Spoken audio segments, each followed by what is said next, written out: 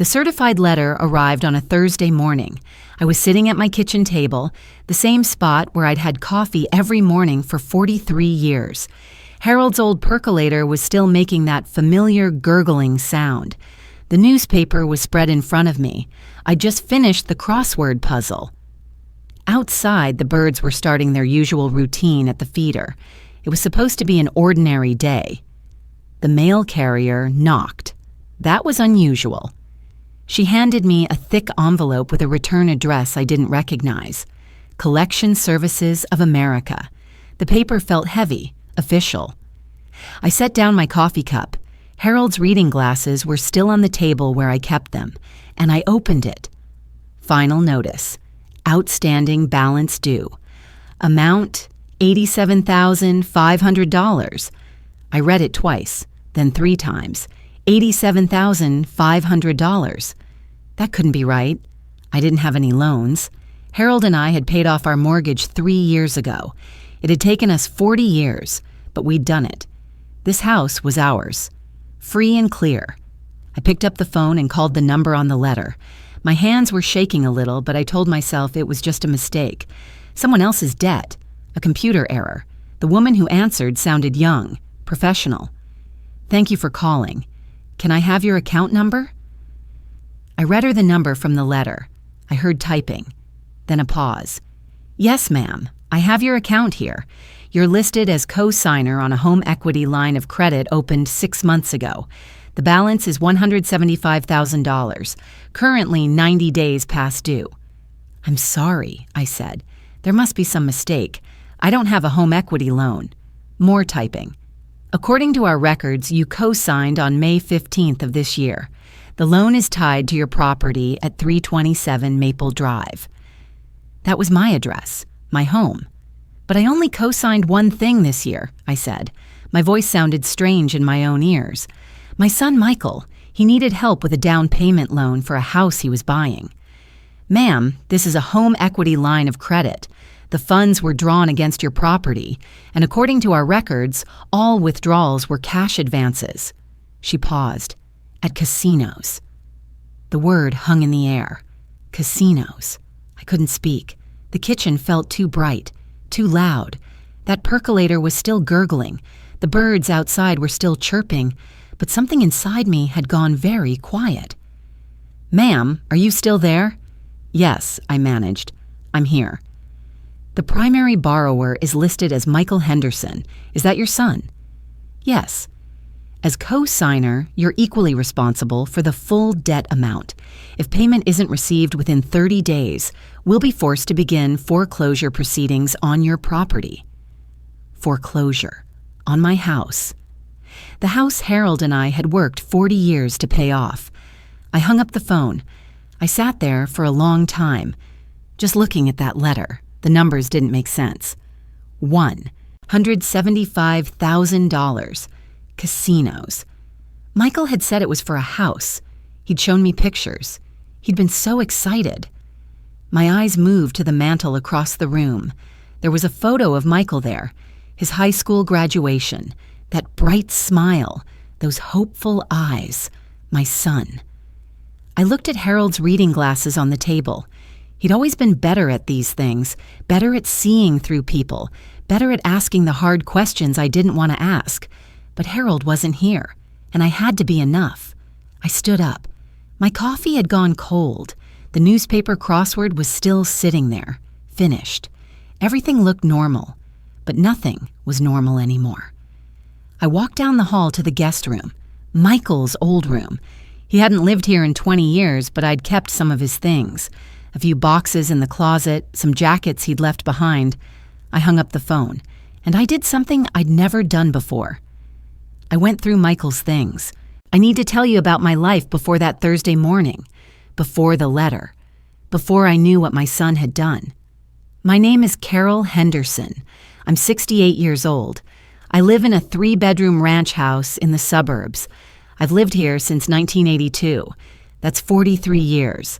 My husband Harold and I bought this house when our oldest son Michael was 2. David came along 4 years later. We raised both boys here, celebrated every Christmas here. Buried Harold from here 5 years ago. The house is paid off. Harold and I made that last mortgage payment 3 years ago, just 2 years after he died. I remember sitting at the kitchen table writing that final check. It felt like finishing something we'd started together. 40 years of payments, every month, every year. And finally, it was ours. I'm a retired elementary school teacher, 3rd grade. I taught for 35 years at Riverside Elementary. I have a small pension and Social Security. It's enough. The house is paid off, so my expenses are manageable. I volunteer at the library on Tuesdays and Thursdays. I have my garden club meetings, my book club. It's a quiet life, but it's a good life. Or it was. 6 months ago, Michael came to visit. It was a Saturday afternoon in May. He seemed excited, more animated than I'd seen him in years, not since before the divorce, really.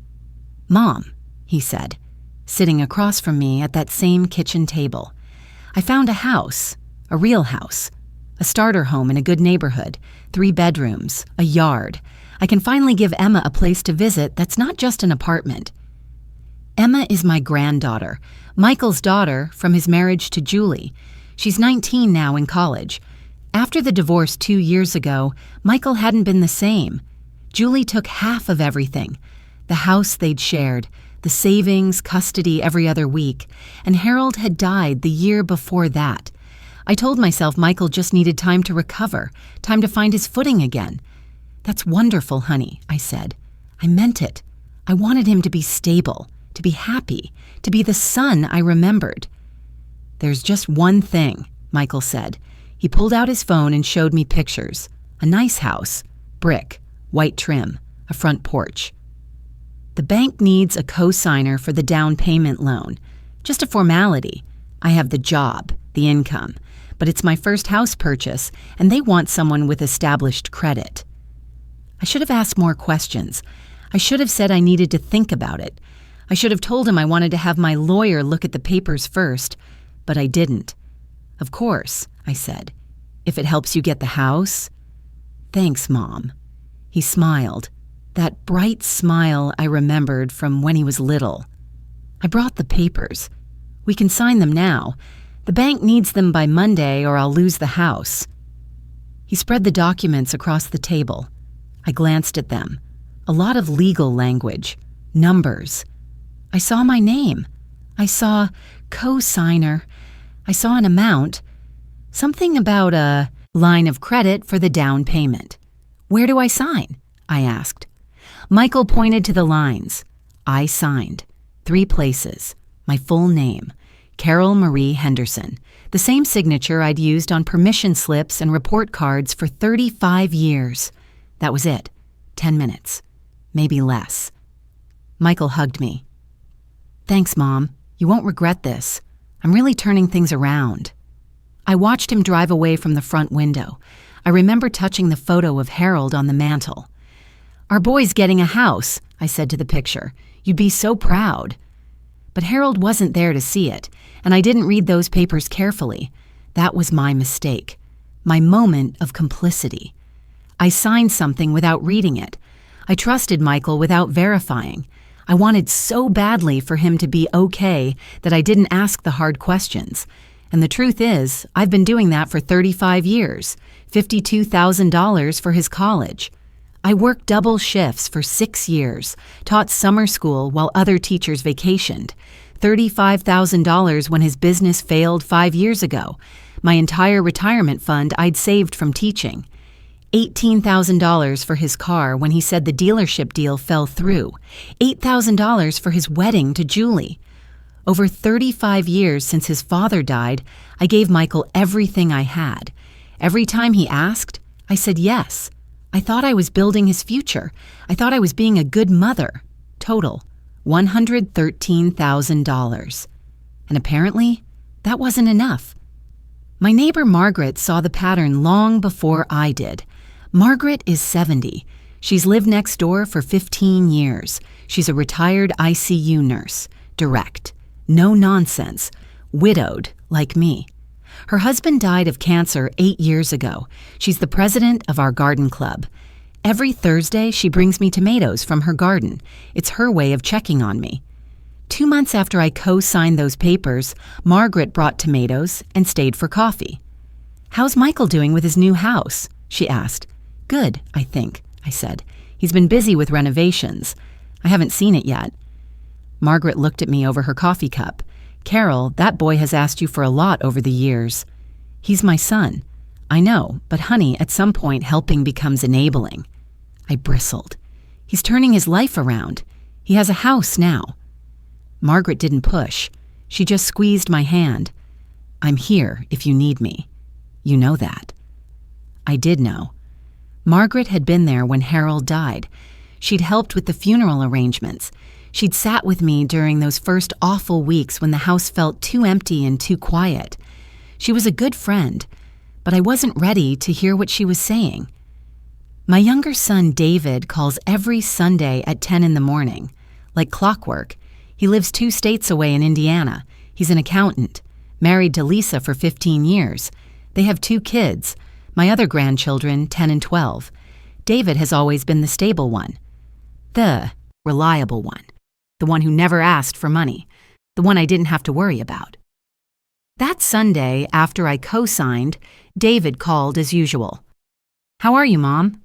"I'm good. Michael found a house. I helped him with the down payment loan." There was a pause. "You co-signed for him?"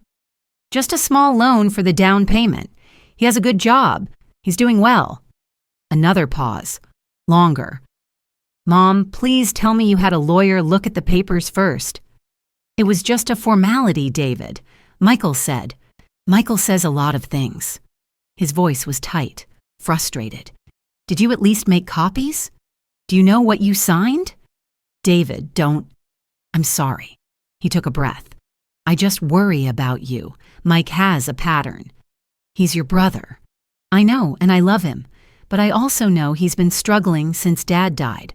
We all have. I just don't want you to get hurt." I didn't want to fight with David. He was a good son. He meant well. But he didn't understand. Michael needed help. And that's what mothers do. We help. I changed the subject. We talked about his kids, about his work. Before we hung up, he said, "I love you, Mom. Call me if you need anything. Anything at all." "I will," I said. But I didn't call. Not when I should have. That night, I did something that broke my heart. I called Michael. And for the first time in 35 years, I didn't believe my son when he answered. I called Michael that evening. My hands were shaking as I dialed. Part of me hoped the collection agency had made a mistake, that there was some explanation, that my son hadn't lied to me. He answered on the 3rd ring. "Hey, Mom, what's up?" "Michael, I got a letter today from a collection agency." "What?" He sounded confused, concerned even. "What kind of letter?" "They say I owe $87,500, that I co-signed a loan, a home equity loan, against my house." There was a pause. Just a second. But I heard it. "Mom, that's ridiculous. It's probably a scam. You know how those things are. People trying to scare seniors into paying debts they don't owe." I called the bank, Michael. They confirmed it. $175,000, drawn in cash advances, at casinos. Another pause. Longer this time. "Mom, stop. You're getting confused. That's the home loan we did together. Remember? For my house? The bank probably just coded it wrong in their system." "Michael, did you gamble with that money?" "Mom, please." His voice shifted. Firmer, almost irritated. "You're not understanding how these things work. It's a complicated financial instrument. The bank uses it as collateral, but the money went toward the house. I'll call them tomorrow and straighten this out." "The bank said casinos." "I know what you think you heard, but you're 70 years old. Sometimes these financial terms get confusing. Trust me, I'll handle it." I felt something twist in my chest. He was making me doubt myself, making me feel old, confused, like I'd misunderstood something obvious, but I knew what I'd heard. The collection agent had been very clear. Michael, I need you to be honest with me. I am being honest. Mom, I have to go. I'm at work. But I promise I'll call the bank tomorrow and sort this out. Okay? Don't worry about it. He hung up before I could respond. I sat there holding the phone. My son had just lied to me. I knew it. Deep in my bones, I knew it. But part of me still wanted to believe him. Still wanted this to be some terrible mistake. I needed to know the truth. Michael's old room was at the end of the hall. I'd turned it into a guest room years ago, but some of his things were still there. Boxes in the closet, a few jackets he'd left behind, things I'd kept meaning to ask if he wanted. I stood in the doorway for a moment. Going through my son's belongings felt like a betrayal, an invasion of privacy. But he'd lied to me on the phone.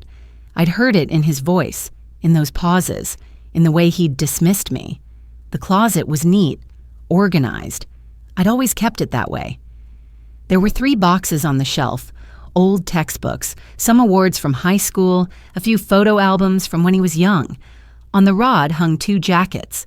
One was his old high school letterman jacket. The other was a dark blazer he'd worn to his father's funeral. I reached for the blazer. It still smelled faintly of Michael's cologne. I checked the pockets. Nothing in the first one. But in the inside pocket, my fingers touched paper. I pulled out a folded receipt, then another, and another. My hands started shaking again.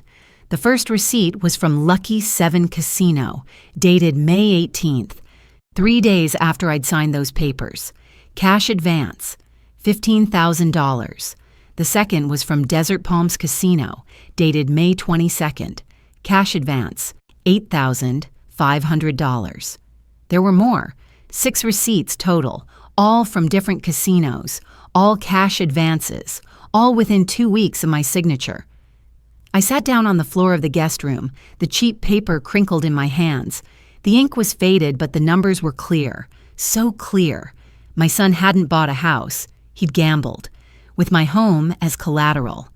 I don't know how long I sat there. The light outside was fading when I heard a knock at the front door. I stood up carefully, put the receipts in my pocket, walked to the door. It was Margaret. She was holding a casserole dish covered in foil. "I made too much lasagna," she said. Then she looked at my face. "Carol, what's wrong?" I meant to say I was fine.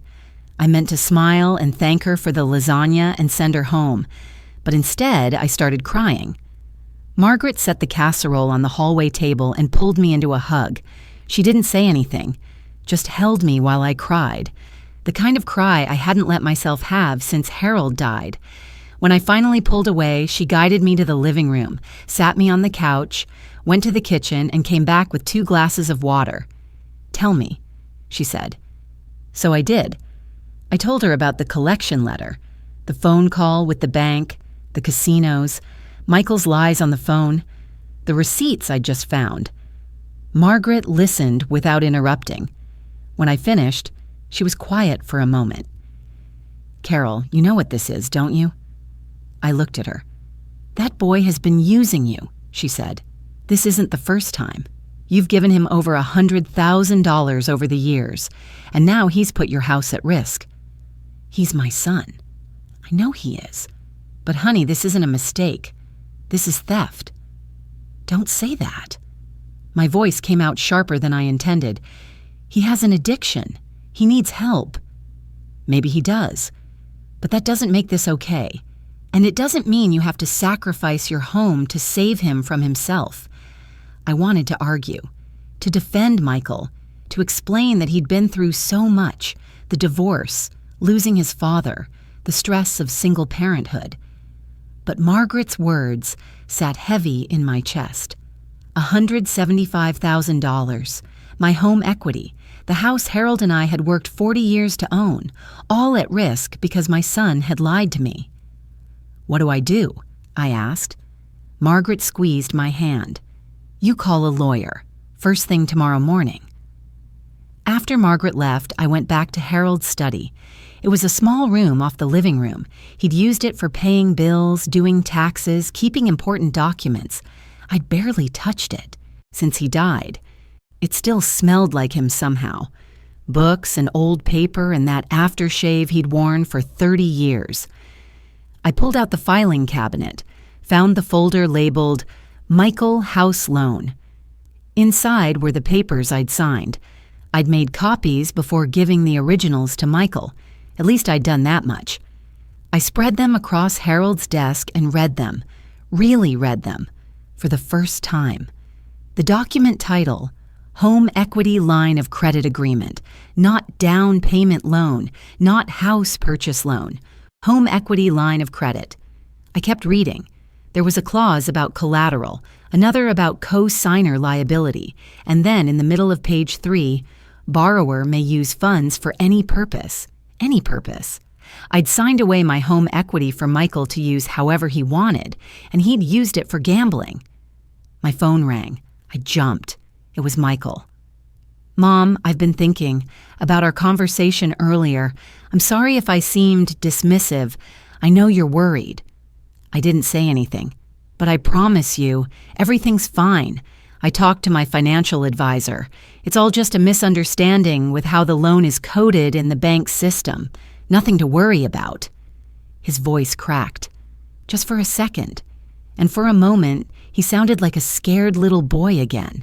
The boy who used to climb into bed with us during thunderstorms, the boy who cried when his goldfish died. Mom, are you there? I'm here, I said. I love you? You know that, right? I know. Good, get some sleep. I'll call you tomorrow with an update from the bank.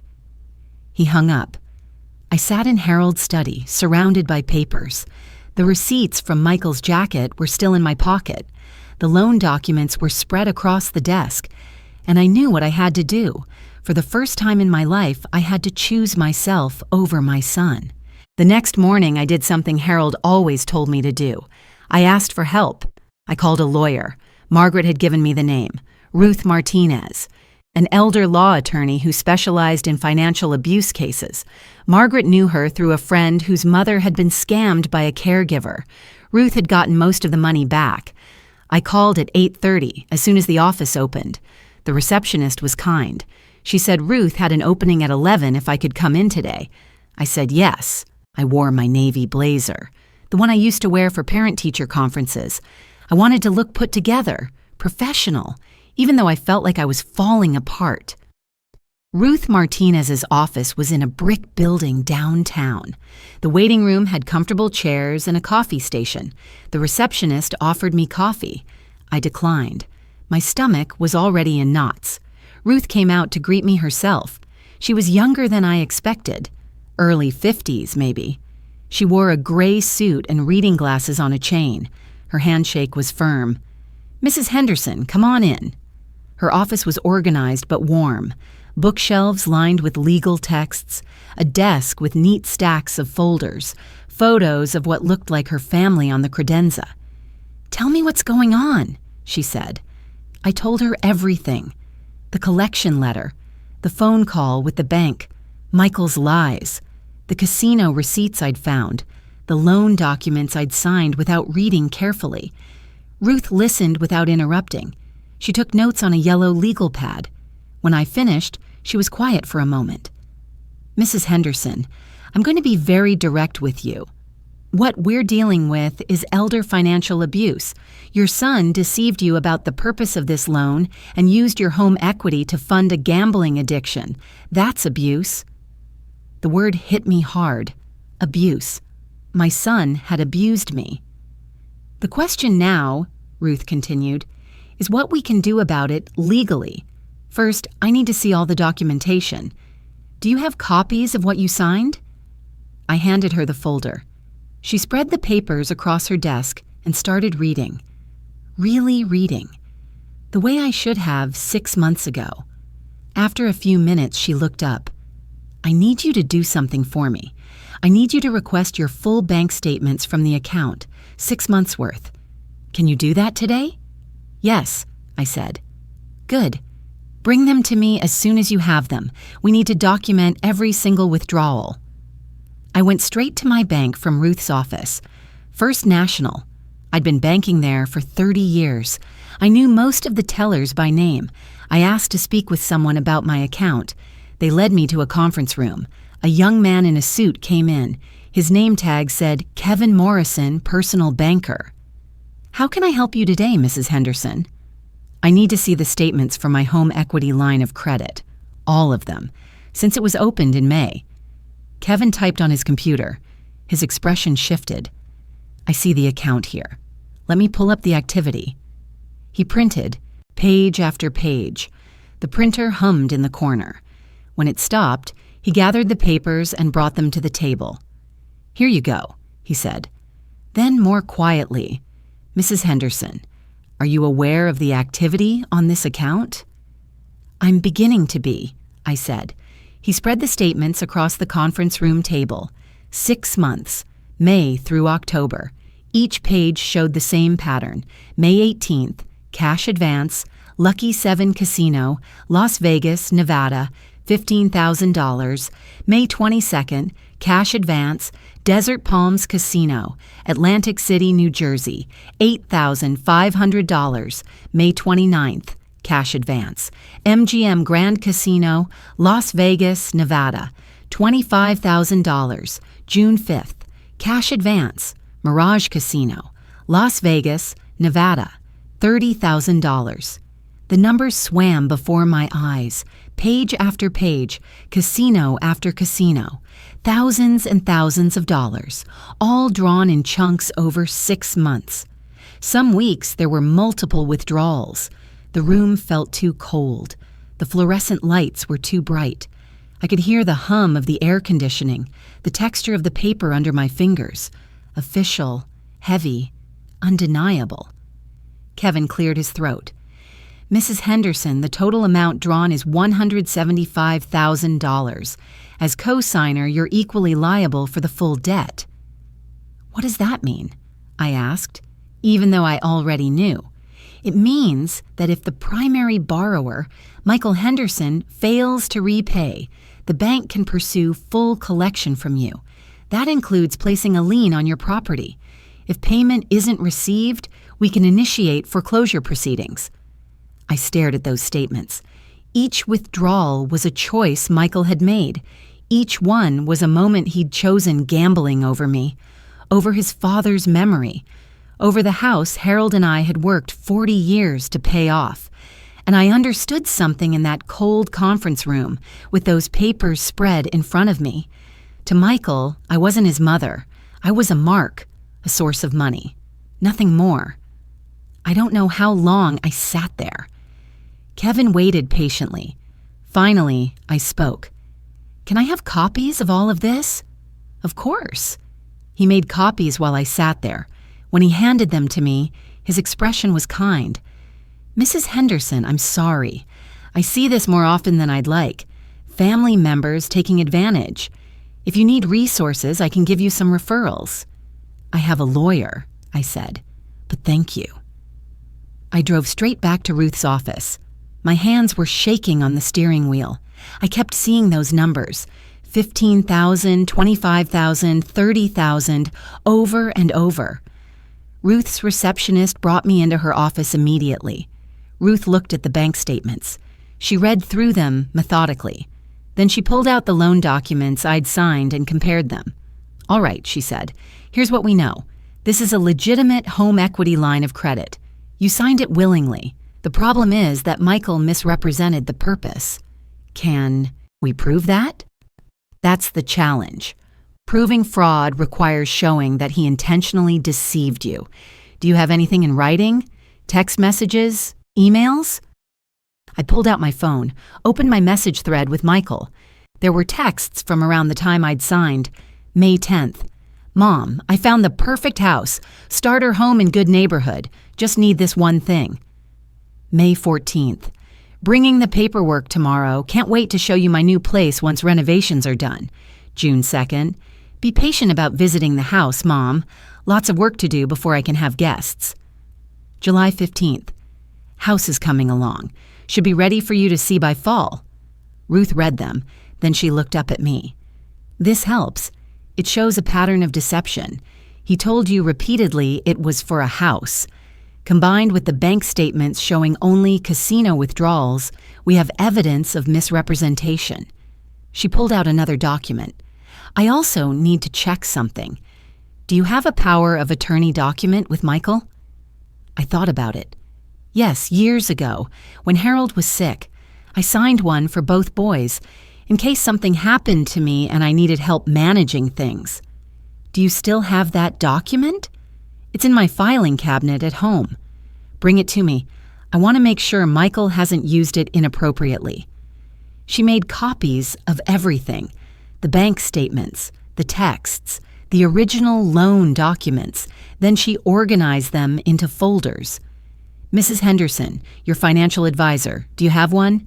Yes, Tom Chen. He's been managing what's left of my retirement account for 10 years. Call him. Ask him to assess the impact of this debt on your financial situation. I need his professional opinion in writing. I called Tom from Ruth's office. He could see me at 3 o'clock. Tom's office was in the same building as my bank. He was 65, calm, thoughtful. He'd helped Harold and me plan for retirement years ago. I explained the situation. Tom listened, then pulled up my accounts on his computer. "Carol," he said gently, "your entire home equity is pledged as collateral on this loan. If Michael doesn't pay, and based on what you're telling me, he can't, the bank will come after your house. You have 90 days before they can accelerate the process." What are my options? Honestly, very few. You could try to pay the debt yourself, but that's $175,000. Your pension and Social Security don't cover that. You'd have to sell the house. My house, the home I'd lived in for 43 years. "There is one other option," Tom said. "Your lawyer could try to negotiate with Michael, get him to take responsibility, set up a payment plan, but that only works if he's willing." Tom wrote up his assessment, 3 pages detailing my financial situation, the impact of the debt, the timeline before foreclosure. I brought everything back to Ruth. She reviewed Tom's report. Then she pulled out her laptop and typed something. "I'm checking public records," she said. After a moment, her expression changed. "Carol, I need to ask you something difficult. When was the last time your son went to rehab?" "Rehab?" I stared at her. "He's never been to rehab, not that I know of." Ruth turned her laptop around. On the screen was a court document, a bankruptcy filing. Michael Henderson, 7 years ago. According to public records, Michael filed for bankruptcy in 2018. The filing lists gambling debts as the primary cause. Over $80,000 owed to casinos and loan companies. 7 years ago. Michael had a gambling problem 7 years ago, and I never knew. All those times I'd given him money. The business that failed, the car deal that fell through. How much of that had been gambling? Ruth closed her laptop. "Carol, this isn't the first time your son has done this. It's a pattern, and patterns don't change without intervention." I sat in her office surrounded by evidence. Bank statements showing $175,000 gone. Text messages showing Michael's lies. A bankruptcy filing I never knew existed. And I realized something. I'd been enabling him for years. Every check I'd written, every loan I'd co-signed, every time I'd said yes without asking questions. I'd been funding his addiction, and now he'd taken the last thing I had, my home. "What do I do?" I asked. Ruth looked at me across her desk. "You have 3 options. 1, you try to sue Michael for fraud. It's difficult to prove, expensive, and takes years. 2, you negotiate with the bank, try to work out a payment plan, and pursue Michael for reimbursement separately. 3, you force Michael to enter into a payment agreement with you, backed by the courts. If he refuses, we file elder abuse charges." Elder abuse charges? The words felt foreign in my mouth. Yes, what he did. Deceiving you, using your assets for his benefit, putting your housing at risk. That's elder financial abuse under state law. It's a crime. I thought about Michael, my son, the boy who used to bring me dandelions from the backyard, the teenager who'd graduated with honors, the man who'd become someone I didn't recognize. "I need time to think," I said. "You have time," Ruth said, "but not much. The bank will move forward. We need a strategy." I left her office with a folder full of evidence, proof of everything my son had done, and I knew that whatever decision I made next would change everything. That night, I couldn't sleep. I kept thinking about Christmas 15 years ago. Michael had been there, his ex-wife Julie, their daughter Emma, who was only 4 then, David and Lisa and their kids. Harold was still alive. He'd worn that ridiculous Santa hat all morning while we opened presents. The house had been full of noise and wrapping paper and laughter. Michael had been so different then, genuinely happy, sober, present. He'd sat on the floor with Emma, helping her put together a dollhouse. Julie had looked at him with actual affection. They'd seemed like a real family. I remembered watching them from the kitchen doorway. Harold had come up behind me, wrapped his arms around my waist. "Our boy turned out pretty good," he'd whispered. I'd leaned back against him. Yeah, he did. But when did I lose that son? Or had he ever really been there? The morning after my meeting with Ruth, I couldn't stay in bed anymore. I got up at dawn, made coffee, sat at the kitchen table with all the folders Ruth had given me, bank statements, text messages, the bankruptcy filing from 7 years ago. I spread them out, tried to make sense of it. But the numbers just stared back at me. I needed to think, really think, not at this kitchen table where I'd signed those papers 6 months ago, somewhere else. I went to Harold's study. I hadn't spent much time in there since he died. It hurt too much. Everything was still exactly as he'd left it. His desk calendar from 5 years ago, his favorite fountain pen in the holder, that old desk lamp with the green glass shade, the bookshelves full of history books and mystery novels. It even smelled like him, old books and leather and that aftershave he'd worn for 30 years. I sat in his chair, put my hands on his desk. The wood was smooth, cool, solid. On the desk was a photo of us from our wedding day, Harold in his suit looking so young, me in my mother's wedding dress, both of us smiling like we knew some wonderful secret. Next to it was a photo of the boys. Michael must have been 7, David was 3. They were at the beach, building a sandcastle. Michael's arm was around David's shoulders, both of them covered in sand and grinning. When did it all go wrong? I looked at my left hand. My wedding ring caught the morning light. Harold had put it on my finger 46 years ago. I'd worn it every single day since, even after he died, especially after he died. I took it off. The ring was warm from my skin, light, but it had weight, history, 43 years of marriage, good years. Harold had been a good man, a good husband, a good father. I held the ring up to the light, turned it slowly. "What would you do?" I asked the photo. "If you were here, what would you tell me?"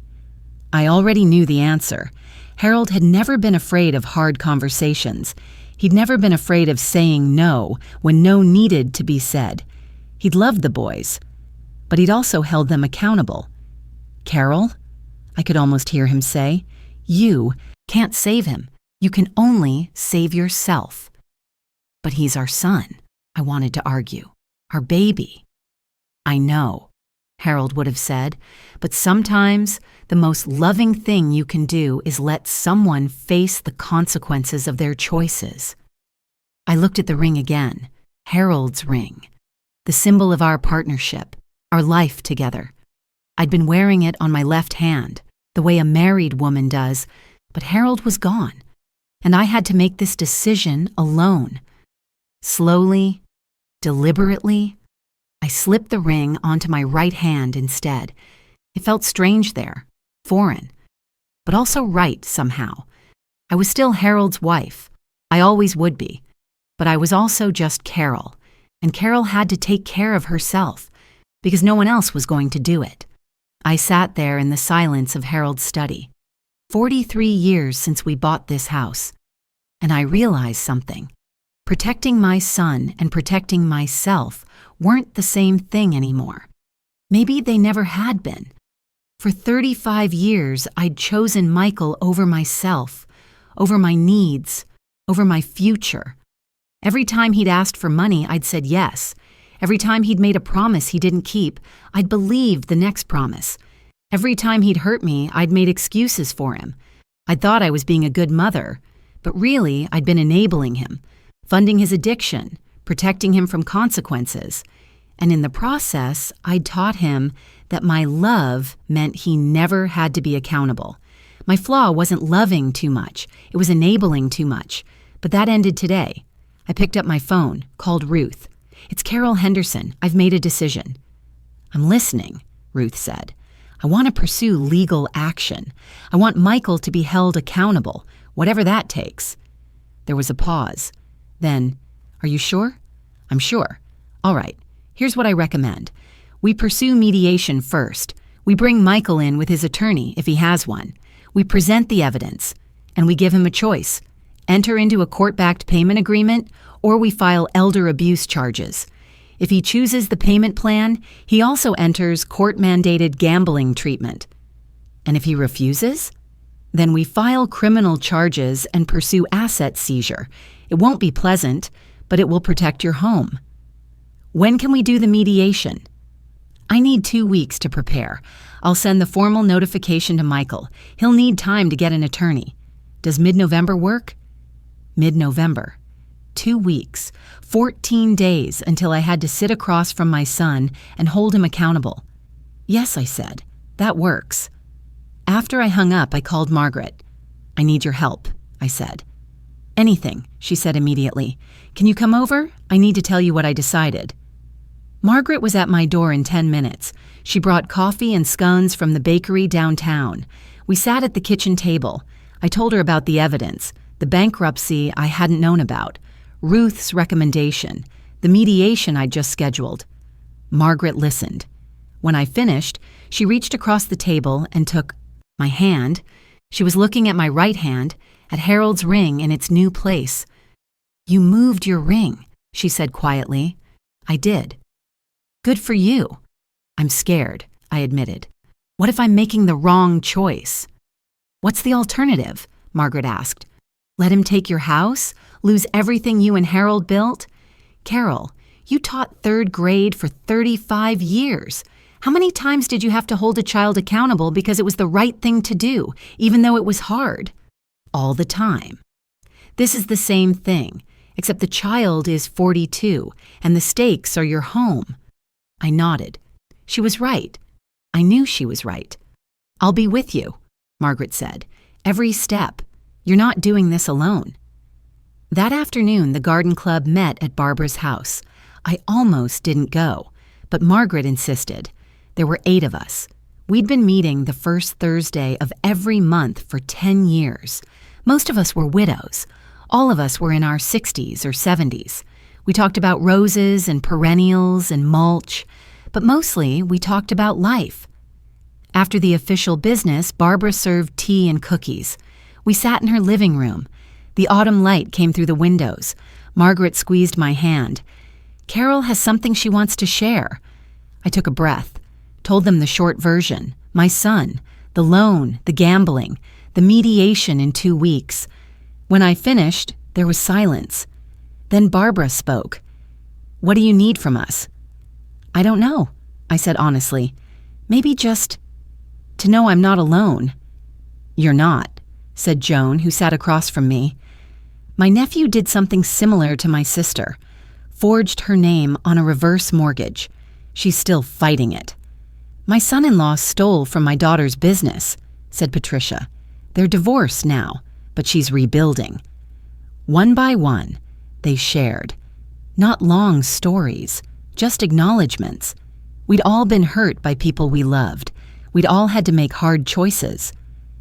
When I left Barbara's house 2 hours later, I felt steadier. Not fixed, not healed, but steadier. The mediation was set for November 15th. Ruth would notify Michael by the end of the week.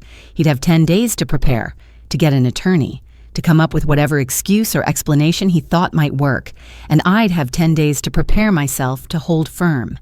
That night, I stood in Harold's study one more time, looked at our wedding photo, at the photos of the boys when they were young. The mediation was set for 2 weeks. Ruth had warned me. "Carol, your son will bring his attorney. He'll have excuses. He might cry. Can you hold firm?" I looked down at Harold's ring on my right hand, felt its weight, its meaning. "Yes," I said quietly, "I can." Ruth sent the mediation notice to Michael 3 days later. I knew when it arrived because he called me. 5 times in 1 hour. I didn't answer. Then he texted, "Mom, we need to talk. This is insane. I'm your son." I turned off my phone, but the silence didn't last long. 2 days later, I got a letter from an attorney, Michael's attorney. The letterhead was expensive looking, gold embossing. Whitman and Associates, attorneys at law. I read it standing at my mailbox. The letter accused me of harassment, of attempting to extort money from Michael. It threatened a countersuit for emotional distress and defamation. It claimed Michael had every right to use the loan funds as he saw fit, and that I'd sign the documents willingly. My hands shook as I walked back inside. I called Ruth immediately. "He got an attorney," I said. "Good," Ruth said calmly. "That means he's taking this seriously. Forward me the letter. Don't respond to anything directly. All communication goes through me now." "Ruth, he's threatening to sue me." "He won't. It's intimidation. They know they don't have a case. The evidence is too clear, but they're trying to scare you into backing down. It's working." "I know. But Carol, you need to hold on. We're almost at mediation. 2 more weeks." Those 2 weeks felt like 2 years. The first blow came from an unexpected direction. Ruth called me on a Tuesday morning. "Carol, I need to tell you something. I've been doing more research into Michael's financial situation. He borrowed money from other people too." My stomach dropped. "Who?" "Your granddaughter, Emma. $30,000 from her college fund. He told her it was for a business investment. She gave him access to the account when she turned 18 last year." I couldn't breathe. Emma. My sweet Emma. Michael had stolen from his own daughter. "There's more," Ruth said quietly. "David's wife, Lisa. She loaned Michael $15,000 2 years ago for what he said was a down payment on a car. She never told David. Michael made her promise not to." I sat down hard. "Does David know now?" "I spoke with him this morning. He's flying in this weekend. He wants to be at the mediation." That Saturday, David arrived. I hadn't seen him in 4 months. He looked tired, older. He hugged me at the door and held on longer than usual. "I'm so sorry, Mom. It's not your fault." "I should have warned you more. I knew Mike had a problem. I just didn't know how bad." We sat at the kitchen table, the same table where I'd signed those papers 6 months ago. David had brought files with him, documentation of the loan to Lisa, text messages between Michael and Emma about the investment. "Emma's devastated," David said. "That money was for her senior year. Now she's taking out student loans." "I'll pay her back," I said. "Once this is settled." "Mom, no. You need to protect yourself first. Emma understands. She's angry at her dad, not you." We spent the afternoon going over everything. David helped me organize all the evidence into a binder. Bank statements, text messages, the bankruptcy filing, the letter from Michael's attorney. That night, David made dinner. Harold's recipe, Italian sausage pasta with red sauce. He moved around my kitchen with the same gestures Harold used to use, checking the sauce with a wooden spoon, tasting, adding basil. I watched from the doorway. "You have his hands," I said. David looked up, smiled sadly. "I think about him every day, especially now. He'd know what to say to Mike, how to get through to him." "I don't think anyone can get through to him," I said. "Maybe not, but Dad would try." David set down the spoon. "Mom, you're doing the right thing. I need you to know that." "Then why does it feel so wrong?" "Because he's still your son, and you still love him. But love doesn't mean letting him destroy you." The next false hope came 3 days before the mediation. Michael called from an unknown number. I answered without thinking. "Mom, please. I need you to listen." "Michael?" "I joined Gamblers Anonymous. I've been going to meetings 3 times a week. I have a sponsor. I'm working the program." I wanted to believe him so badly. "Michael, that's good. That's really good." So can you call off the mediation? We don't need lawyers. We can work this out as a family. And there it was. The manipulation. The assumption that his recovery meant I should drop everything. No, I said. I can't do that. But I'm getting help. Isn't that what you wanted? I wanted you to get help 10 years ago, when you first filed for bankruptcy, when you first lied to me about needing money. Now it's not just about help, it's about accountability. You're really going to do this? Take your own son to court? It's mediation, not court. And yes, I am. Fine. His voice hardened. You'll regret this. He hung up. I stood there holding the phone. My chest felt tight. My hands were shaking again. I couldn't catch my breath. Margaret found me 20 minutes later, sitting on the kitchen floor, gasping. Carol. She knelt beside me. What's wrong? I can't breathe, I managed. Margaret called 911. The paramedics arrived in 8 minutes. They checked my vitals. Blood pressure was sky high. Heart rate through the roof. But it wasn't a heart attack. It was a panic attack. They wanted to take me to the emergency room. I refused. Ma'am, your blood pressure is dangerous, the young paramedic said. You need to be checked out. Margaret made the decision for me. She's going. I'll follow in my car. At the hospital, they ran tests, EKG, blood work, chest x-ray. Everything came back normal. Physically, I was fine. But the ER doctor sat down next to my bed with a serious expression. Mrs. Henderson, your body is telling you something. This level of stress isn't sustainable. You need to manage this before it becomes something more serious. I'm trying, I said. Are you seeing a therapist? I shook my head. I'd recommend it. What you're dealing with, family conflict, financial stress, potential loss of housing, these are major life stressors. Your body can't keep handling this level of cortisol. They kept me for observation for 4 hours. Margaret sat with me the whole time. When they finally discharged me, she drove me home. You're staying with me tonight, Margaret said. No arguments. I didn't have the energy to argue. David called that evening. When I told him about the ER trip, he said he was catching the first flight out in the morning. Mom, your health is more important than any of this. The mediation is in 2 days. I know, I'll be there. But if you need to postpone it, we postpone it. No, I said. I need to finish this. The next morning, I woke up in Margaret's guest room. She'd made breakfast, scrambled eggs and toast, coffee. She sat across from me at her kitchen table. Carol, I need to ask you something. Are you sure you want to go through with this?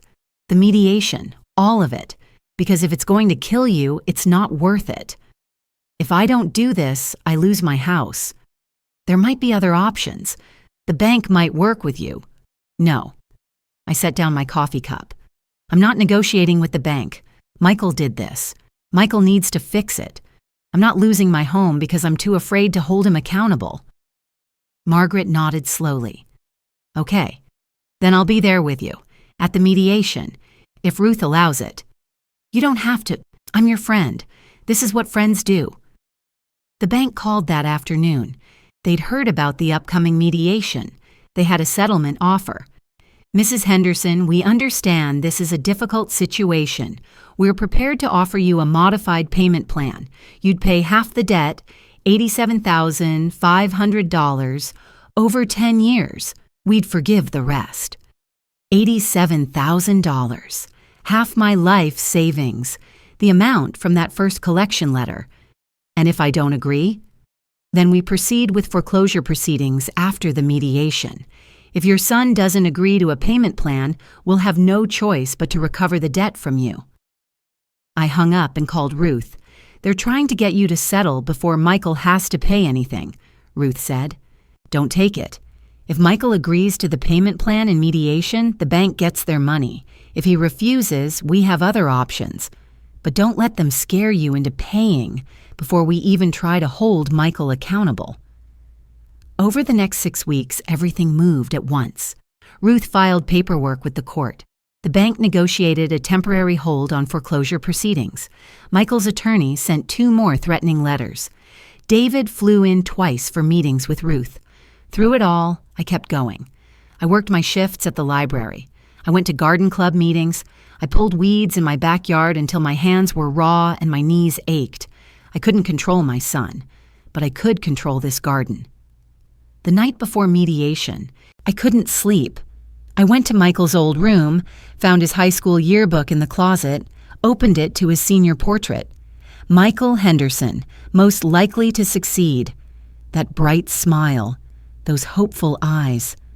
Where had that boy gone? I closed the yearbook.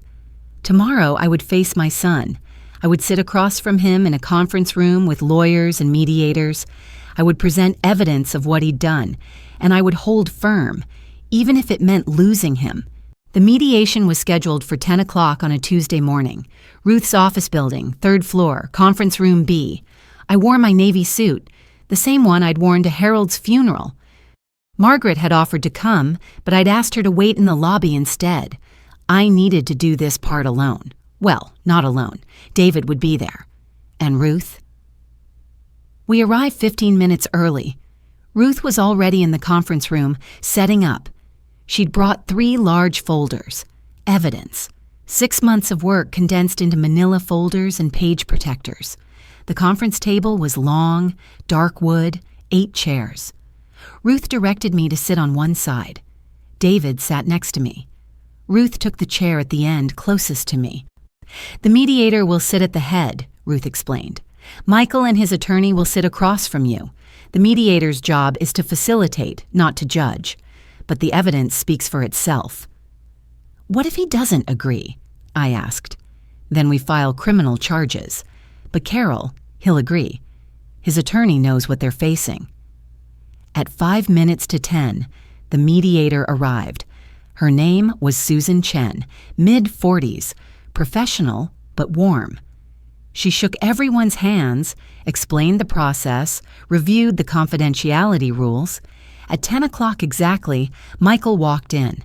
I hadn't seen him in person since the day he brought those papers to my kitchen table, 6 months ago. He looked thinner, tired. His suit was wrinkled. His tie was slightly crooked. Behind him was his attorney, a man in his 60s, expensive suit, silver hair, the kind of lawyer who charged $500 an hour. Michael's eyes met mine for just a second. Then he looked away. They sat down across from us. The mediator sat at the head of the table, 6 of us in a conference room. The air conditioning hummed. Outside the window, traffic moved on the street below. Susan Chen opened a folder. We're here today to mediate a dispute between Carol Henderson and Michael Henderson regarding a home equity line of credit opened in May of this year. Mrs. Henderson is represented by Ruth Martinez. Mr. Henderson is represented by Donald Whitman. Let's begin with opening statements. Ms. Martinez? Ruth stood. She didn't need notes. 6 months ago, Michael Henderson asked his mother, Carol Henderson, to co-sign what he claimed was a down payment loan for a house purchase.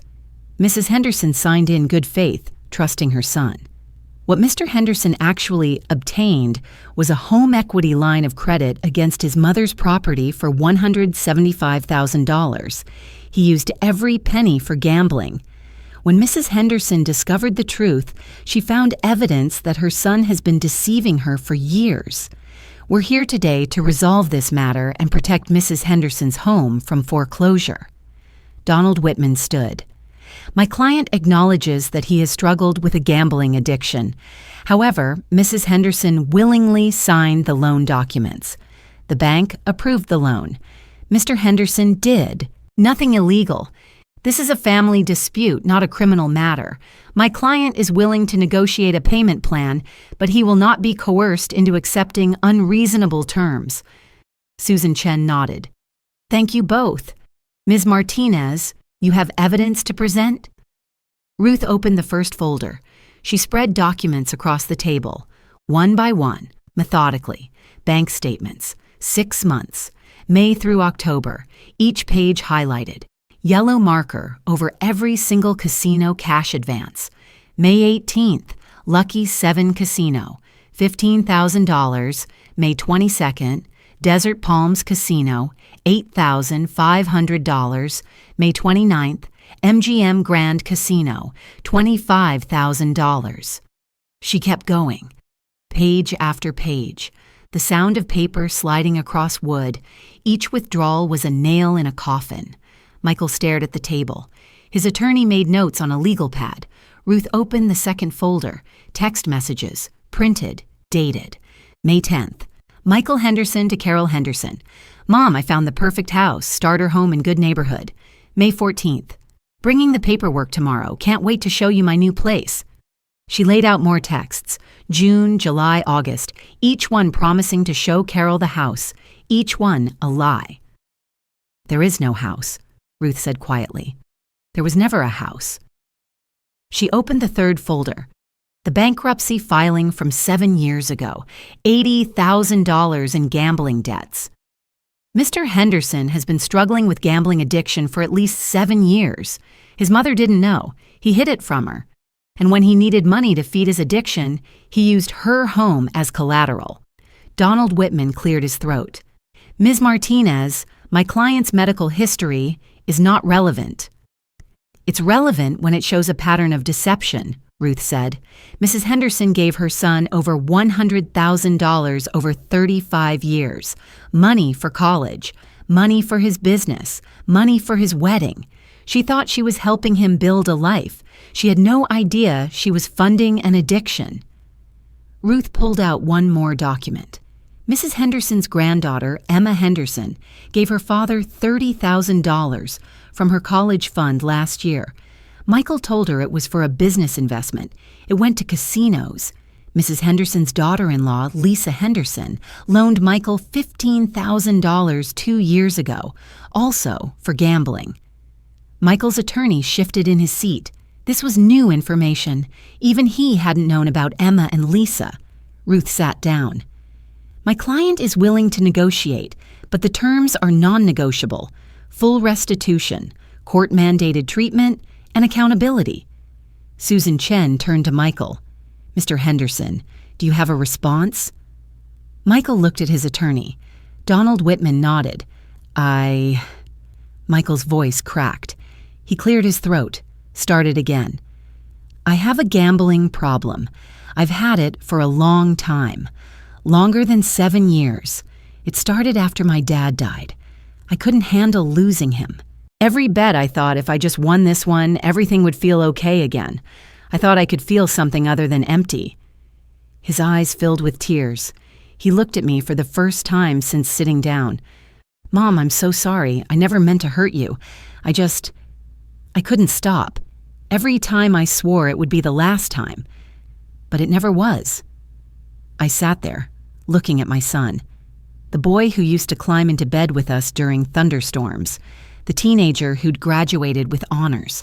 The man who'd become someone I didn't recognize. And there it was. The little boy who was scared. Still lost. Still trying to fill a hole that gambling would never fill. But I couldn't save him from himself anymore. I leaned forward. Michael, look at me. He did. I love you. I will always love you. But I can't lose my home because of your choices. Do you understand that? Yes, he whispered. Harold's house.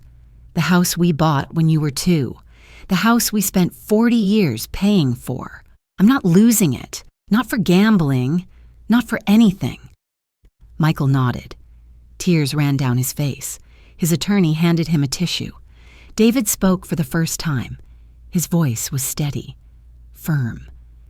Mike, I love you too, but you stole from my wife. You stole from your own daughter. You put Mom's house at risk. Saying you're sorry isn't enough anymore. Susan Chen let the silence sit for a moment. Then she turned to Ruth. What are your terms? Ruth opened a prepared document. Mr. Henderson will enter into a court-supervised payment plan, $175,000 repaid over 10 years at 3% interest.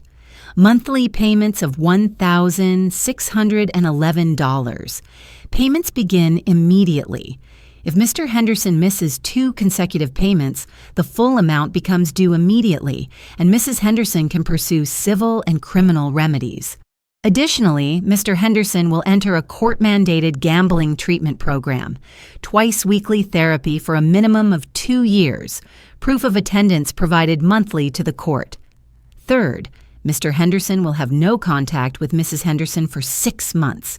After 6 months, contact may resume only if Mrs. Henderson agrees and Mr. Henderson has maintained his payment plan and treatment compliance. Finally, Mr. Henderson will execute a promissory note secured by any future assets, including property, vehicles, and bank accounts. If he defaults, Mrs. Henderson has first priority claim.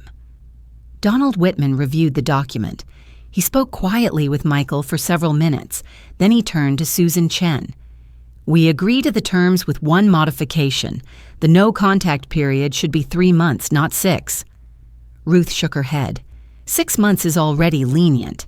My client needs time to heal without pressure from her son. Susan Chen looked at Michael. "Mr. Henderson." Michael's voice was barely audible. 6 months is fine, I understand. Susan Chen typed on her laptop. "I'll draft the agreement. It will be filed with the court by end of business today. Once filed, both parties are legally bound. Mr. Henderson, do you understand that if you violate these terms, your mother can pursue criminal charges for elder financial abuse?" "I understand." "Mrs. Henderson, do you agree to these terms?" I looked at the documents on the table. 6 months of evidence, bank statements and text messages and bankruptcy filings, the paper trail of my son's addiction and my enabling. "Yes," I said, "I agree." Susan Chen printed the settlement agreement. We each signed. Michael's hand shook as he wrote his name. When he was done, he looked at me one more time. "Mom," I held up my hand.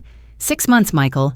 Use that time to get help, to prove you can follow through, and maybe after that we can talk." He nodded. Then he stood. His attorney gathered the papers. They left without another word. David, Ruth, and I sat there in the quiet conference room. The documents were still spread across the table, evidence of everything that had happened, everything that had changed. When the mediator read the terms, I didn't feel triumphant, just tired, relieved, but mostly tired. My son was alive. My home was safe. But I'd lost the version of Michael I'd believed in.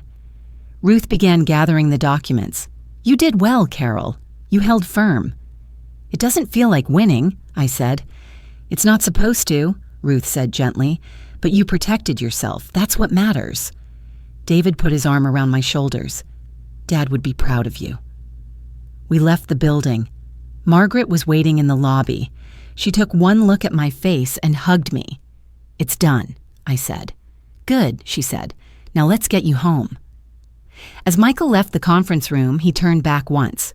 Our eyes met, and I realized something. This was the first honest moment we'd had in years, maybe ever. For the first time, there were no lies between us, just truth, painful, devastating truth. But truth, nonetheless. 3 days after the mediation, the settlement agreement was filed with the court. It was official, legally binding. Michael had 30 days to make his first payment. The clock started ticking. I spent those first days in a strange fog, not happy, not sad, just empty. Like I'd been holding my breath for 6 months and finally exhaled. David stayed for a week. He helped me update my estate documents. We met with Tom, my financial advisor, to review everything, to make sure my house was protected, that Emma's college fund, what was left of it, was secure in a trust where Michael couldn't touch it. David became my executor, my power of attorney, the person who would make decisions if I couldn't make them myself. It should have always been David. I realize that now. Before he flew home, David stood with me in the kitchen, the same kitchen where I'd signed those papers 6 months ago. "You're going to be okay, Mom," he said. "I know." "Dad would be proud of you. You know that, right?" I touched the wedding ring on my right hand. "I hope so." "I know so." He hugged me.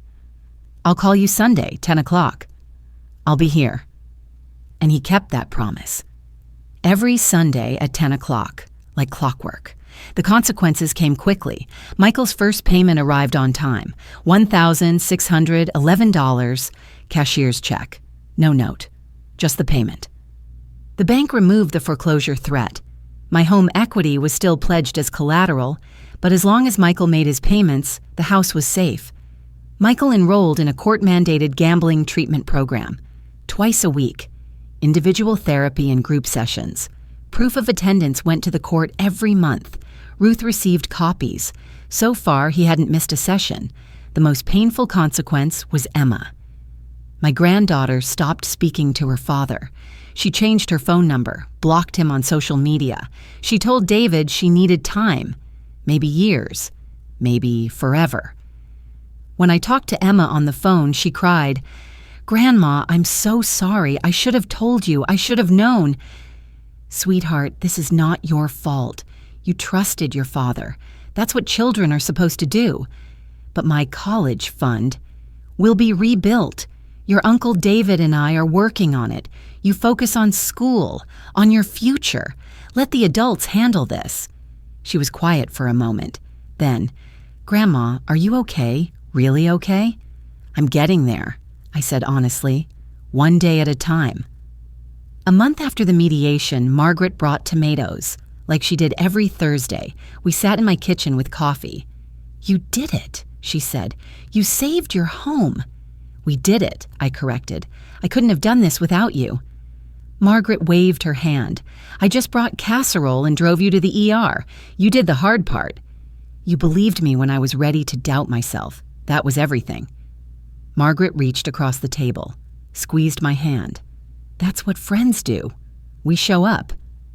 The next week, a package arrived. From Margaret. Inside was a small stone garden marker, engraved with 2 words, Carol's Garden. I put it in the flower bed by the front steps, where I could see it every time I came home. Ruth called me 6 weeks after mediation. "I wanted to check in, see how you're doing." "Michael's been making his payments. He hasn't contacted me. As far as I know, he's going to therapy." "That's good. That's all good." Ruth paused. "Carol, I'm not going to charge you for the rest of my time on this case." "Ruth, you can't." "I can, and I am. You paid me for the initial work, the mediation prep. That's enough. The rest, the monthly monitoring, the court filings, that's on me." "Why?" "Because you deserve to keep your money, to rebuild. And because I see too many cases like yours, seniors being exploited by family members. Most of them never fight back. You did. That matters to me." I didn't know what to say. "Thank you. One more thing. There's a senior advocacy group that meets at the community center. They do workshops on financial protection. I think you'd be good at it. Sharing your story, helping others." "I'll think about it," I said. But I already knew I would do it. Because if my story could help even one person avoid what I went through, it would be worth it. 4 months after the mediation, a letter arrived. From Michael. I recognized his handwriting on the envelope. My hand shook as I opened it. Inside was a handwritten letter. 2 pages. His messy scrawl. "Mom, I'm writing this with my sponsor's help. I'm on step 9, making amends. I can't undo the damage. I stole your peace, your security, your trust. I used your love against you. I'm not asking forgiveness. I'm telling you, I see what I did. The gambling wasn't your fault. It was all me. I'm in therapy. I'm working 2 jobs. I'm making payments, not because the court ordered it, because I owe you. I owe Dad's memory. Every month when I write that check, I think about the house, about you and Dad buying it when I was 2, about the 40 years you spent paying for it. And I'm ashamed.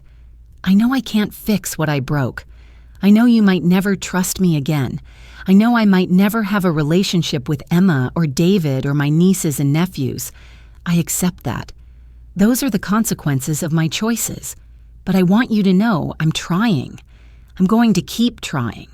Not to win you back, just to become someone worthy of being your son. I'm sorry, Mom. for everything. I love you. Even if you never speak to me again, I'll keep working to become someone who deserves that love. Michael. I read it 3 times. Part of me wanted to call him. Part of me wanted to tear it up. I did neither. I put it in Harold's desk drawer, because forgiveness isn't the same as trust, and love isn't the same as enabling. He needed to prove himself, not to me, to himself. That afternoon, I planted roses in the backyard, 6 bushes, deep red, like the ones Harold and I had at our wedding. I dug in the dirt until my hands were raw, until my knees ached, until I could breathe again. Margaret came over and helped me mulch around them. We worked in silence for a while. Then she said, "Those are going to be beautiful." "I hope so," I said. "They will. You planted them in good soil. They'll grow." I looked at the roses, 6 small bushes, bare stems, no blooms yet, but potential.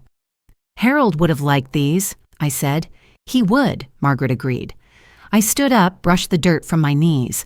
I planted them for both of us, but they're blooming for me.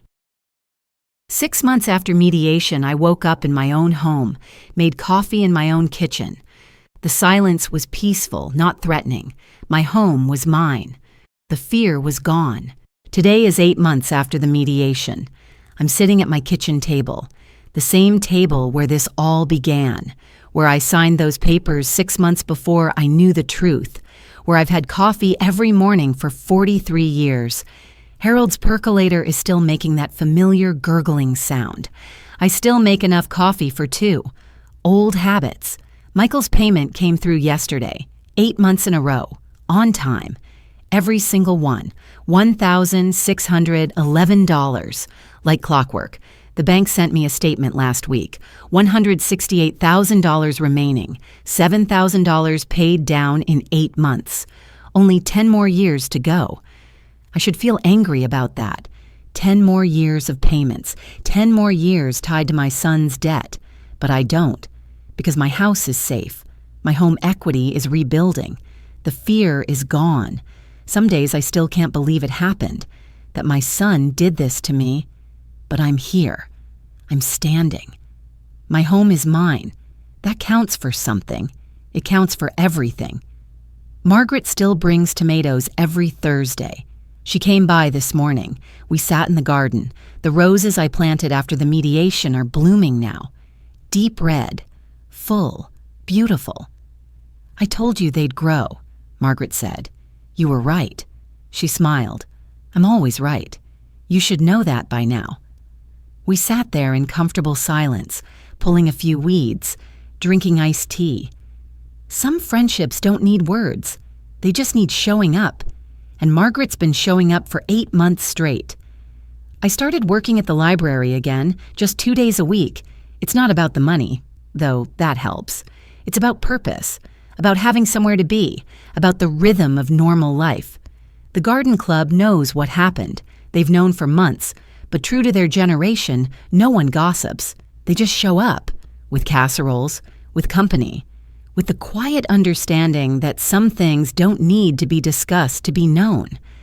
3 months ago, I did something I never thought I'd do. I went to Ruth's senior advocacy workshop at the community center. There were 12 of us, all women, all over 60, all with stories of being taken advantage of by someone we loved, children, grandchildren, nephews, neighbors we trusted. Ruth introduced me. "This is Carol Henderson. She fought back, and she won." I stood up, told my story, the short version, the collection letter, the casinos, the mediation, the payment plan. When I finished, a woman raised her hand. "How did you find the courage?" I thought about that. I didn't find courage. I found clarity. I realized that protecting him and protecting myself weren't the same thing, and I chose myself. After the workshop, 3 women asked for my phone number. 2 of them have called. One is meeting with an attorney next week because of my story. That's when I understood. My pain has purpose. If sharing what I went through helps even one person protect themselves, then maybe it wasn't all for nothing. Last, Month, I updated my will. David is still my executor. Emma gets the house when I'm gone. There's a trust for my other grandchildren. Everything is spelled out, clear, legal, protected. Michael gets nothing. Not because I want to punish him, but because I can't trust him with assets. Not yet. Maybe not ever. Love doesn't mean I have to be foolish. I haven't spoken to Michael since the mediation. The 6-month no-contact period ended 2 months ago. He sent a text asking if we could talk. I haven't responded yet. I'm not ready. I don't know if I'll ever be ready. And that's okay. I've learned that I don't owe anyone access to me, not even my son, especially not my son. Emma comes to visit once a month. She's finishing her senior year, still pre-med, still brilliant, still hurting.